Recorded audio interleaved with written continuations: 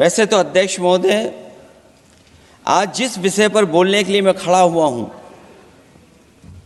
दरअसल वो विषय होना ही नहीं चाहिए था। ये दुर्भाग्यपूर्ण है कि आज़ादी के इतने साल बाद भी ऐसे मुद्दे बने हुए हैं। ये बात अध्यक्ष महोदय पक्ष विपक्ष की नहीं है, देश की सुरक्षा की है, जनता के जीवन और रक्षा की है। हम सब मिलकर के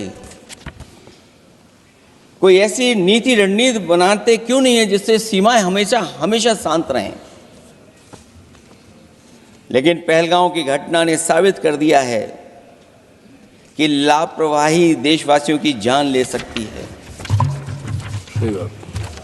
और अभी जब मैं सुन रहा था और बहुत ही उत्तेजित भाषा में जब जवाब मिल रहा था, उत्तेजित भाषा इसीलिए बोल रहे हैं कि जनता सम्मोहित हो जाए, जनता स्वीकार करने लगे। लेकिन सच्चाई ये नहीं है। आप कितना भी उत्तेजित बोलें, देश की जनता समझ रही है। ये सही है कि जनता के इमोशंस का लाभ आप उठा रहे हैं शासन करने के लिए।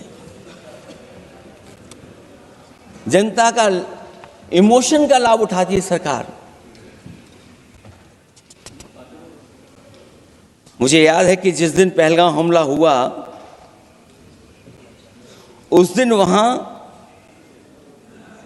का हर पर्यटक पूछ रहा था, जो पर्यटक पूछ रहे थे कि खतरों के बीच मेरी रक्षा करने वाला कोई वहां क्यों नहीं था। आखिरकार ये सबके मन में सवाल यही है कि जिस समय घटना हुई, आखिरकार उन्हें बचाने वाला कोई क्यों नहीं था। और जो सरकार ये दावा करती है, 370 के बाद ये कहा सरकार ने कि भविष्य में कोई आतंकवादी घटना नहीं होगी, वहां टूरिज्म बढ़ेगा। जितने लोग वहां गए वो सरकार के भरोसे पे गए थे, वो सरकार के आश्वासन पे गए थे। और आखिरकार सिक्योरिटी लैब्स की जिम्मेदारी कौन लेगा। अध्यक्ष महोदय, सबसे बड़ा सवाल यही है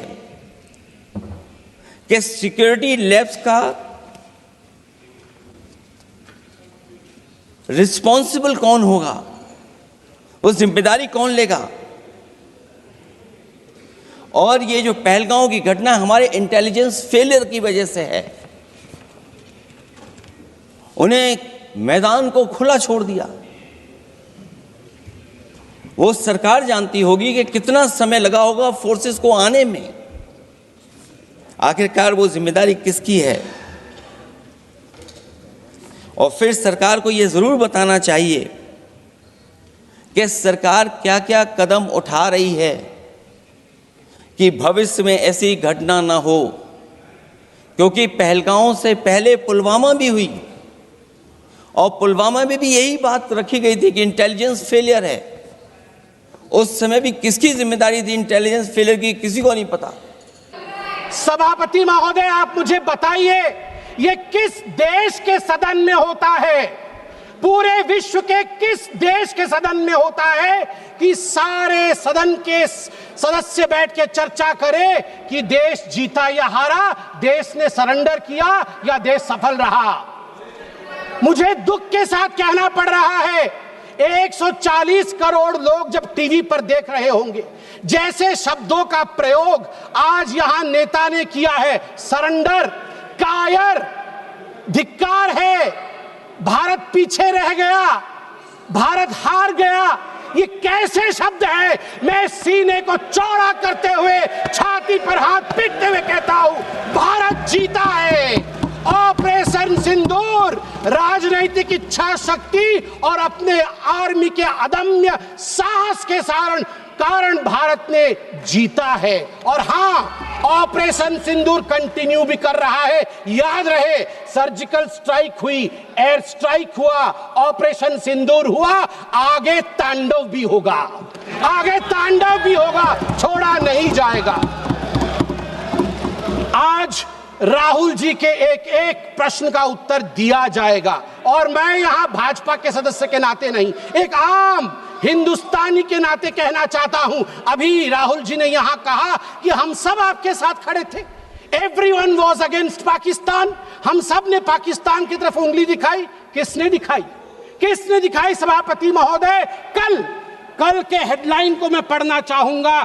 कल हेडलाइन छपा है द ट्रिब्यून में क्या हेडलाइन छपा है? ट्रिब्यून में हेडलाइन छपा है कि Pakistan narrative was right, Chidambaram the man of Congress pokes hole into India's narrative।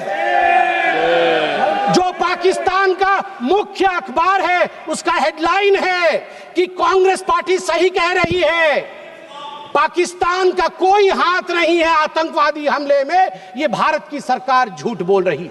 ऐसा हमेशा क्यों होता है कि दोनों टीवी चलते हैं, भारत के टीवी पे नरेंद्र मोदी हीरो है और पाकिस्तान के टेलीविजन में राहुल गांधी हीरो है? ऐसा क्यों होता है? सभापति महोदय, मैं एक डोजियर लेके आया हूं। आप जानते हैं कि जिस समय यूपीए की सरकार थी डोजियर खेला जाता था, ये बात अलग है, अब हम डोज देते हैं। मगर ये जो डोजियर में लेके आया हूं, ये डोजियर पाकिस्तान ने यूनाइटेड नेशन एचआरसी, यूएनएचआरसी को सबमिट किया था, ह्यूमन राइट काउंसिल को। और किसको कोट किया है?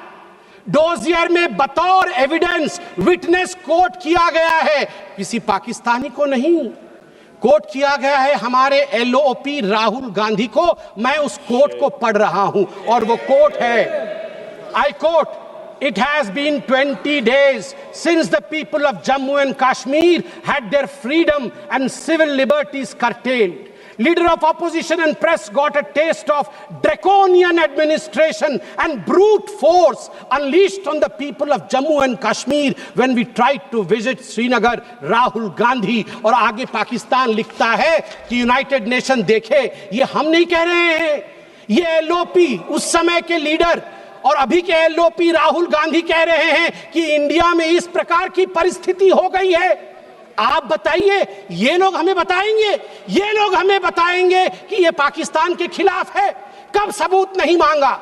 जब सर्जिकल स्ट्राइक हुआ, यही वो राहुल गांधी है। मैं दुख के साथ कहता हूं, जिन शब्दों का प्रयोग किया गया वो था खून की दलाली।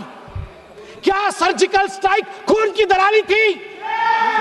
क्या सर्जिकल स्ट्राइक खून की दलाली थी? और मेरे पास यह भी डॉक्यूमेंट है, जब एक बड़े नेता कांग्रेस पार्टी के ऑपरेशन सिंदूर के बाद इसे सिंदूर